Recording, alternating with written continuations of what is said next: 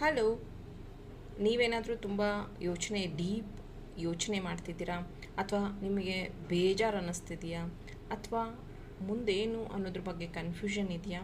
ಹಾಗಿದ್ದರೆ ಈ ರೀಲ್ ನಿಮಗೊಂದು ಆನ್ಸರ್ ತೊಗೊಂಡು ಬಂದಿದೆ. ಇದರಲ್ಲಿ ಈ ಕಾರ್ಡ್ ಹಿಂದೆ ಒಂದು ಏಂಜಲ್ ಇದೆ.